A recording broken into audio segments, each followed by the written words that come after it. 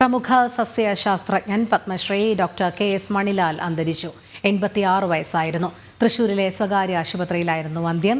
കേരളത്തിലെ സസ്യസമ്പത്തിനെക്കുറിച്ചുള്ള Hortus Malabaricus എന്ന പ്രാചീന ലാറ്റിൻ ഗ്രന്ഥം ഇംഗ്ലീഷിലും മലയാളത്തിലും പരിഭാഷപ്പെടുത്തിയ ഗവേഷകനാണ് കെ.എസ്. മണിലാൽ. ആനന്ദ് പുത്തൂർ ചേരുന്നു. ആനന്ദ്, കൂടുതൽ വിവരങ്ങൾ. ഏറെ നാളായി രോഗബാധിതനായിരുന്നു. എന്തായാലും ഈ പത്മശ്രീ മണിലാൽ അന്തരിച്ചിരിക്കുകയാണ്. 200-ലേറെ ഗവേഷണ പ്രബന്ധങ്ങൾ പ്രസിദ്ധീകരിച്ചിട്ടുള്ള മണിലാൽ 19 പുതിയ സസ്യ ഇനങ്ങളെ ശാസ്ത്രലോകത്തിന് പരിചയപ്പെടുത്തിയിട്ടുണ്ട്.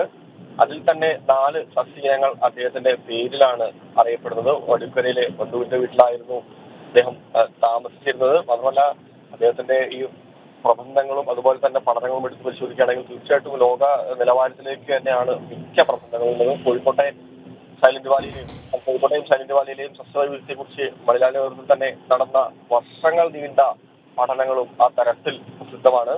മാത്രമല്ല ഈ 17-ാം നൂറ്റാണ്ടിന്റെ 2ാം പകുതിയിൽ പ്രസിദ്ധീകരിച്ച കേരളത്തിലെ സസ്യസമ്പത്തിനെ കുറിച്ച് 12 വോള്യങ്ങളുള്ള ഹോർത്തൂസ് മലബാറിക്കസ് 3 നൂറ്റാണ്ടിന് ശേഷം മണിലാലിന്റെ പ്രവർത്തനഫലമായി തന്നെയാണ് ആദ്യമായി ഇംഗ്ലീഷിലും മലയാളത്തിലും എത്തിയത്. അദ്ദേഹം കാട്ടിങ്കൽ കെ. സുബ്രഹ്മണ്യന്റെയും കെ. ദേവകിയുടെയും മകനായി 1938 സെപ്റ്റംബർ 17-ന് പറവൂർ വടക്കേക്കരയിലായിരുന്നു ജനനം. അദ്ദേഹത്തിന്റെ ബിരുദം എറണാകുളം മഹാരാജാസിലായിരുന്നു. പിന്നീട് മധ്യപ്രദേശിലെ സാഗർ സർവകലാശാലയിൽ നിന്ന് 1964-ൽ സസ്യശാസ്ത്രത്തിൽ PhD നേടി.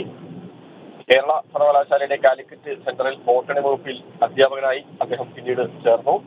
അതിനുശേഷം കാലിക്കറ്റ് സർവകലാശാലയിൽ നിന്നോടെ അവിടെ ബോട്ടണി വകുപ്പിന്റെ ഭാഗമായി അകലത്തിൽ ഒരു നീണ്ട അധ്യാപന രംഗത്തെ പരിചയം കൂടി സസ്യസമ്പത്ത് കൂടി അദ്ദേഹത്തിന് കൈമുതലായിട്ടുണ്ട്. എന്നാലും വീട്ടിലിപ്പോൾ പൊതു ദർശനം നടന്നുകൊണ്ടിരിക്കുകയാണ്.